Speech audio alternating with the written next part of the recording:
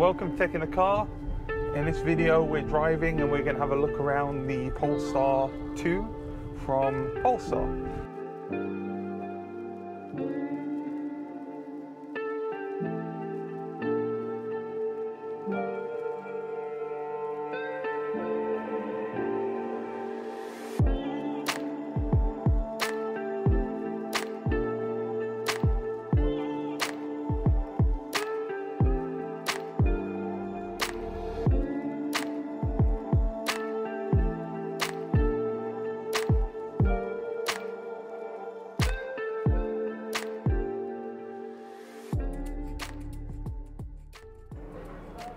So this is a Polestar 2,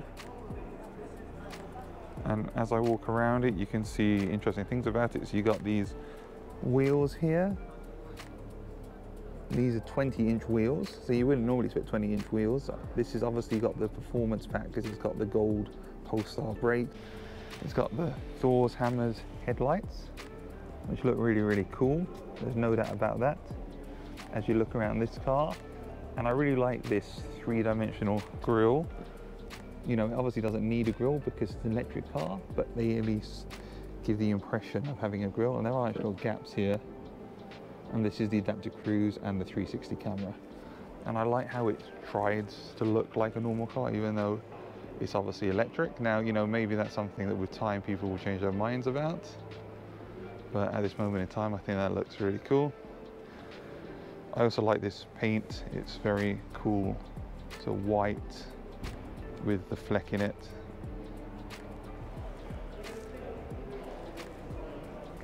There's little creases along the side here, along the wheels, which are really interesting. Again, it's sculpted down the side of the bonnet here. That's very nice. Talked about the all-in-one mirrors. It's one unit that moves together. And as you go down the side here, you can see all the features. Again, I love this very aggressive line down the side here. That looks very cool. It gives it a muscular haunch, which looks really interesting. And then from the back, we've got a similar idea with that Polestar logo. And the very iconic, I would say, or what will likely become iconic tail lights. And it's just got this really muscular haunch to it. And then obviously from the inside you've got the panoramic roof as well. Let's have a look at the infotainment system. So this is the main display. If I tap on the 4 squares there, we go back to the main display with all the information. It shows me my maps, it shows me the Google Assistant. If I click on driver performance, it will show me my average efficiency. It will show me information about what's going on around me, my trip distance. It will give me all that information that I need to know what has been happening as I've been driving. I can go to my maps, I can see Google Maps. So we need to navigate to home, click on that. It shows me I've got 80% battery left. When I arrive, there will still be 80% battery left. No problems there. This is the map settings, and I can adjust those as I want to. You know, right here, I've got Spotify.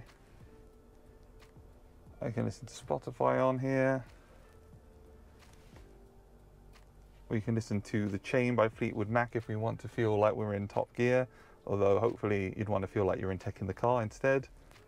And this has got Google, it's got the Play Store, so I can click on the Play Store and I can download apps to the car from Google Play that work on Android Automotive, this is the first car that has Android Automotive. This is what we are looking at in here. Pocket Car, so I love that. I can explore all my apps, which is great. We've got our 360 camera, which is really cool, and I can change the angle so I can see the wheels. Go back here, change it again. See the back view. I can see lots of information about what's going on around me. I can see my parking sensor information, turn them on, turn them off, rear auto brake. So if I reverse, it won't allow me to hit anything behind me, it will stop. I can turn the wheel guidelines on and off. Let's go to the car settings. So steering feel light, standard firm, sport mode. Your one pedal drive, I mentioned creep on and off, so it stops like auto hold if it's off, it creeps forward if it's on. Assistance, so I can turn on the driver assistant features, adaptive cruise control limiter, lane keeping assist, turn it on and off. I can see the settings here. Steering or just vibration, so it will correct it if I want to. Driver alert on and off, road sign information. So do I want the speed camera audio warning? Do I want the speed limit warning? Do I want visual and sound? And it will allow me to adjust when it notifies me. Collision avoidance, early, standard, late. So early means it will brake early. I prefer that, but some people might prefer it to be on a different setting there. And the blind spot assistant, very simple to use.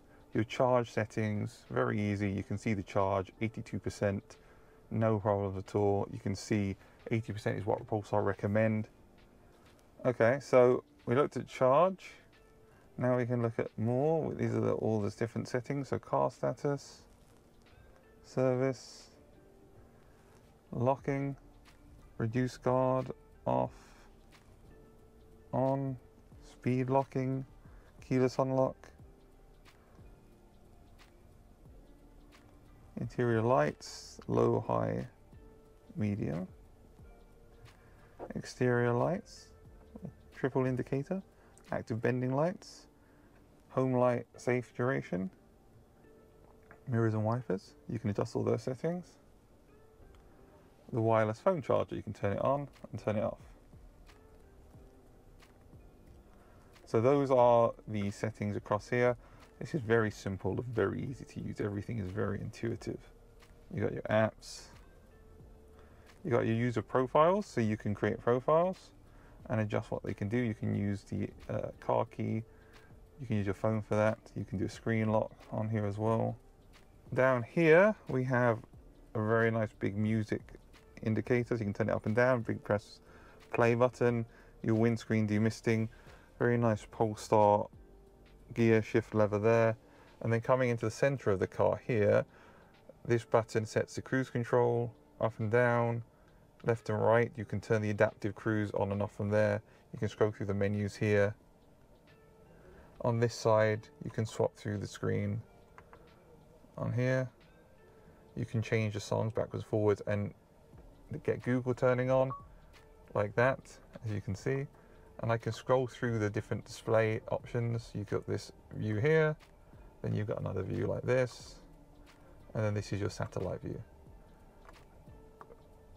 If I tap on the circle in the middle, you can see your trip information as well, and you can reset that.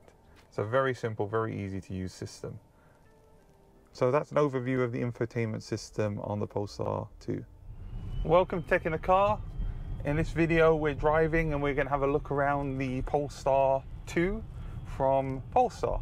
Polestar used to be, and still probably are, Volvo's performance part of the company. So their performance cars were always named Polestar models, but now they've offshot into their own subsidiary making electric cars. And there's two Polestars so far.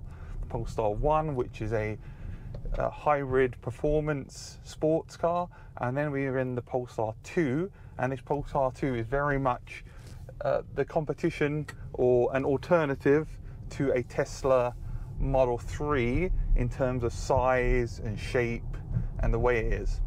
But driving the car, you immediately can feel, it just feels very, very, very premium, it'd be fair to say. This car feels very, very premium. This isn't necessarily it feels a lot nicer than the Tesla Model 3.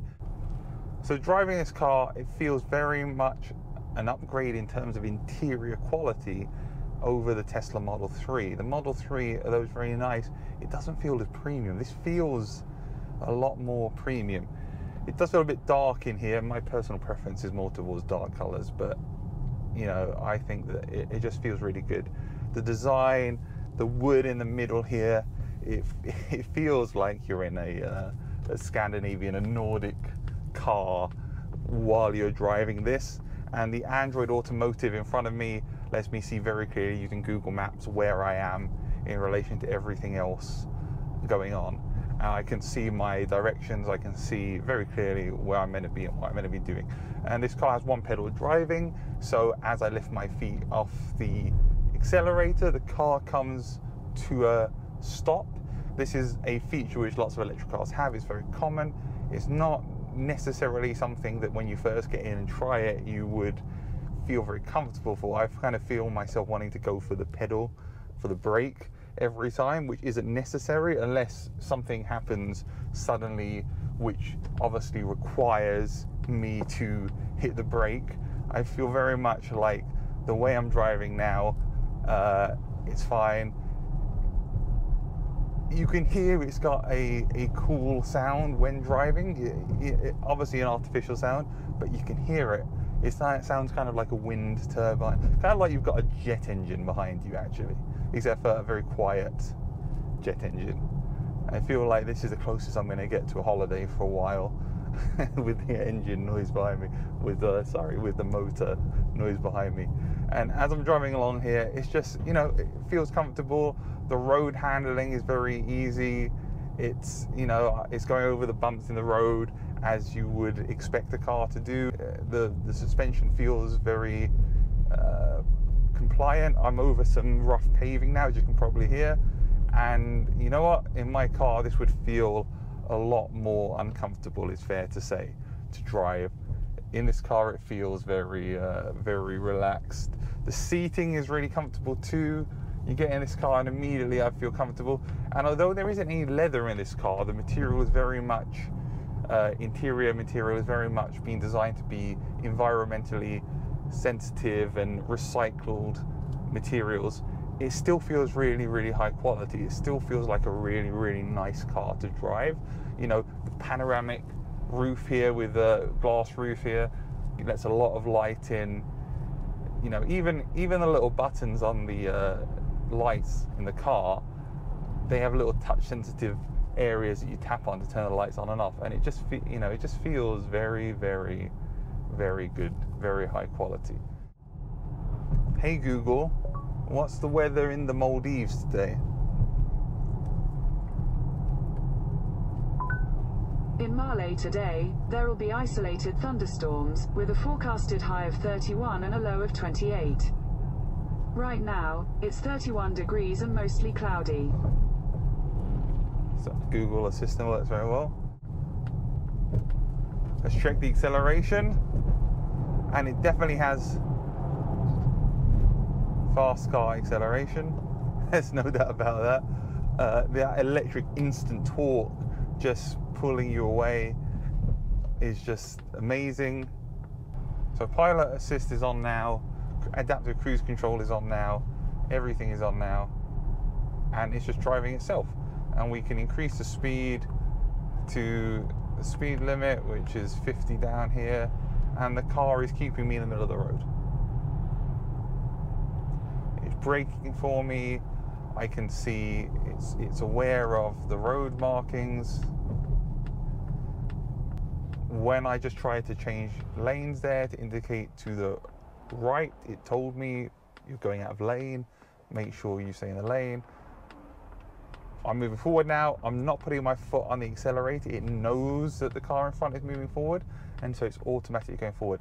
Even the sound of the indicator, it kind of sounds like somebody's knocking on a really high quality door, which is, it doesn't sound like a normal indicator. And for normal indicators sound quite annoying, this very much feels like a high quality door. Somebody's knocking on it to let you know they're there. As you're driving, you know you're saving the environment because it's electric, or you're at least reducing your carbon emission, because obviously electricity comes from somewhere. It's not magic appearing out of thin air, but you can feel like you're here in a car which is thinking about the environment, thinking about the driving experience. You know, as I look ahead and see a convoy of Polestar 2s in front of me, and I can see the telltale signature LED rear lights, you feel like you're a bit in the future. I don't think there's any doubt about that. And did I feel that way in a Tesla? Well, to be fair, I wasn't driving the Tesla, so I have to give Tesla the benefit of the doubt here. So I don't know how this driving compares to this Polestar 2. Can't say, I have no idea. But what I can say is that, and I've already touched on this, the quality feels better. I like having a driver display in front of me, don't get me wrong. No issue with the Model 3 having the display in the middle with the speed on the side, but I kind of like having it separated. Now, you know, that's a design question, which some people don't care about, and I'm sure if I bought a Model 3, I wouldn't care about it. The Model S obviously has the digital instrument cluster in front of it. Driving this car is just a delight. As I'm moving along here, I've got my electric car acceleration. I can pull forward. I got no issues at all with how the car feels. My adaptive cruise control stopping me very nicely, telling me that I need to be in this lane. On the brake, definitely in the one pedal setting, when it's on low, you have to use your other foot to brake. Now on standard, it very much brings you to a stop by itself. Would I suggest this car? If you're after an electric car, absolutely check out a Polestar 2. It's got a great interior, it drives really nicely, it's got all the latest technology, it's got Android built in. 100% try it out, 100% get a test drive if you can. Is it for you? That depends on obviously the cost, and it depends on what you're looking for in a car. But what I can say is, from this drive today, I would buy one of these. I think it would be an awesome car to have. I hope you enjoyed this video on Tech in the Car. Please like, comment and subscribe, and stay tuned for more videos. Stay safe, thank you.